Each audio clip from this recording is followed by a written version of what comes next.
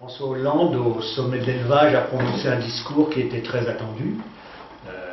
Mais je crois que pour bien le décrypter, il faut effectivement le scinder en deux. Dans la première partie de son discours, on va dire que François Hollande s'est plutôt exprimé sur une vision globale de l'agriculture. Et je crois que les mots, les termes, les visions qu'il a avancées nous conviennent bien.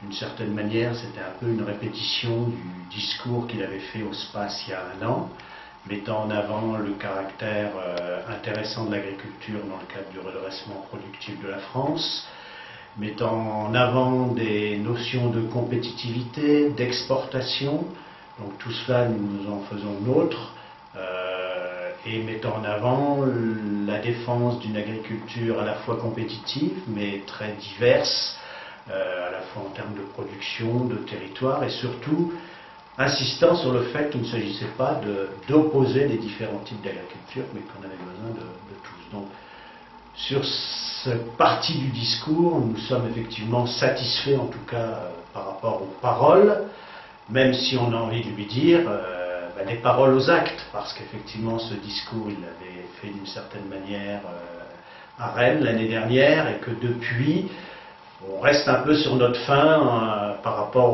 aux actes qui ont été mis en œuvre.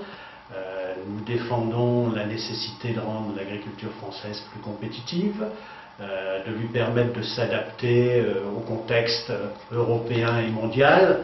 Par rapport à ça, nous avons encore beaucoup de travail à faire. Je vais prendre un exemple sur la notion de compétitivité et coût du travail.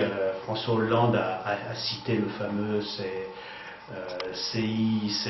Bon, effectivement, c'est une première marche, mais qui à notre avis, n'est pas forcément adaptée, très complexe, etc. Je crois qu'à un moment donné, il faut savoir passer au-dessus de l'idéologie et ce que la FNSE a toujours mis en avant en termes à la fois de SMIC européen, mais également de TVA emploi. Je crois qu'il faudra qu'on y passe. En tout cas, il y a des signes qui sont intéressants. Bon. Et quand je dis les actes, tout ce qu'a dit François Hollande et cette semaine, le fait d'avoir acté la taxe transport qui se mettra en application au 1er janvier, on a un peu de mal à comprendre et à comprendre que ça permettra à l'agriculture française et à l'agroalimentaire française d'être compétitif. Voilà. Donc sur cette vision de l'agriculture, on est OK, mais il faut maintenant passer aux actes et des vrais actes qui vont dans le sens des paroles.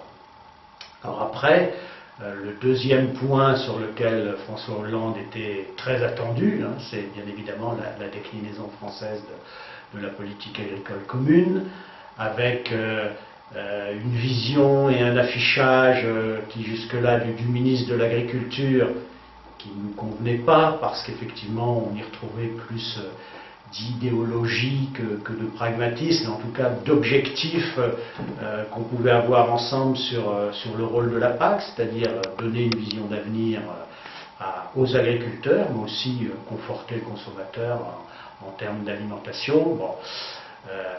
Par rapport à ça, il ne faut pas qu'on oublie que François Hollande n'était pas devant le congrès de la FNSE, il s'adressait à la fois aux agriculteurs et aux syndicats majoritaires qu'est la FNSEA, que sont la FNSEA et les JA, mais il s'adressait également à son parti et à son parti majoritaire. Donc je crois que quand on prend un peu de recul, il faut quand même être sensible aux inflexions qu'il a données par rapport à la vision qu'avait affichée Stéphane Le Foll. Et donc on peut dire qu'il a mis un peu plus de pragmatisme que d'idéologie, et ça va plutôt dans le bon sens. Bon. Les éléments positifs que nous avons défendus autour de la manière et des outils pour conforter l'élevage vont dans le bon sens. Je vais en citer quelques-uns. Le couplage, dans le cadre du deuxième pilier, tout ce qui tourne autour de l'ICHN, des PHAE, qui vont permettre effectivement, en particulier vis-à-vis de l'élevage, de le conforter un peu dans les zones difficiles. Tout ça, c'est des choses qu'on reçoit positivement. Autre point positif, c'est tout ce qui concerne la préparation de l'avenir et tout ce qu'il a dévoilé dans le cadre de la modernisation. Nous avions réclamé que, suite, on va dire, aux résultats positifs sur le cadre budgétaire européen, où la France s'était bien débrouillée pour, en particulier sur le deuxième pilier, conforter le budget, que l'État français accepte aussi de faire un geste. Bon, il l'a annoncé sur la modernisation, c'est une bonne chose. Nous espérons que les régions, comme il les a invitées, puissent suivre le mouvement. Donc tout ça va dans le bon sens. Il a aussi parlé de la gestion des risques, qui pour nous est un point extrêmement important. On avait eu quand même quelques signes de fragilité dans l'envie que pouvait en avoir le ministère de l'Agriculture au cours de cette année. Là, il a réaffirmé l'importance de la gestion des risques et l'importance certainement que la gestion des risques prendra de plus en plus dans les futurs PAC. Donc ça nous va bien. Alors après, on arrive sur les sujets où on savait bien qu'on avait des points de vue qui pouvaient être divergents, et tout ce qui tourne autour de la convergence et de la redistribution sur les 52 hectares. J'ai envie de dire, là on est sur l'histoire du verre à moitié plein et à moitié vide. Effectivement, on peut considérer, c'est le point qu'on veut retenir, c'est que par rapport à la proposition qu'avait mis en avant Stéphane Le Foll, d'une convergence à 100% et d'une redistribution forte, François Hollande a d'une certaine manière désavoué un peu son ministre. Il s'est beaucoup rapproché de la position de la FNSEA, mais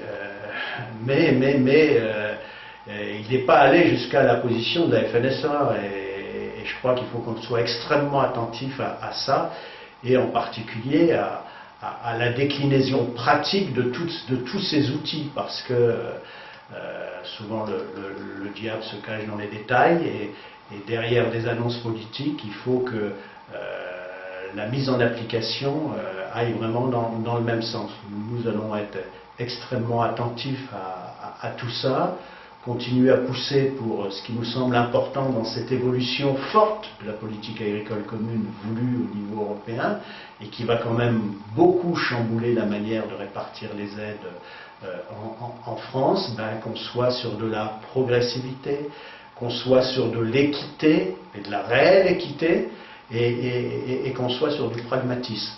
Quand je parle de réelle équité, effectivement, Stéphane Le Foll a affiché sa mesure de redistribution sur les premiers hectares comme quelque chose qui allait rendre plus juste la PAC. Nous, on considère que c'est une fausse bonne idée, parce qu'effectivement, ça va créer certainement plus d'injustice que ça va en corriger. Et il faudra, en tout cas, sur en particulier la prise en compte des ayants droit, la définition des ayants droit, la prise en compte des actifs, et en particulier dans les sociétés type ERL au conjoint. Le président de la République, comme Stéphane Le Foll avant, ne nous ont pas beaucoup rassurés, c'est le moins qu'on puisse dire. Donc voilà, il va falloir qu'on continue à travailler autour de ça. Nous allons nous impliquer pleinement dans les groupes de travail qui sont annoncés pour traduire tout ça dans les faits, et bien évidemment nous garderons notre ligne de progressivité dans l'évolution, d'équité et vraiment du pragmatisme. Et du pragmatisme, je pense qu'on en aura beaucoup besoin, en particulier dans les mesures autour du verdissement qui inquiètent, j'allais dire, tous les territoires et tous les secteurs, et sur lequel, malheureusement, trop souvent, il y a plus de dogmatisme que de pragmatisme, et ça, il faudra qu'on puisse passer au-dessus de tout ça. Voilà donc un discours à la fois qui donne un sens qui nous va bien pour l'agriculture en fonction par rapport au contexte et par rapport aux objectifs, une traduction de la PAC, en tout cas dans ses lignes politiques, qui a été quand même corrigée par rapport aux premières propositions et à la volonté du ministre de l'Agriculture. Mais tout n'est pas réglé, il reste encore beaucoup de chemin à faire pour que cette PAC permette aux agriculteurs français et aux consommateurs de s'y retrouver, les agriculteurs en ayant vraiment une vision d'avenir qui leur donne envie d'investir, qui leur donne envie de se développer, et pour rassurer le consommateur à la fois en termes de sécurité alimentaire. Voilà.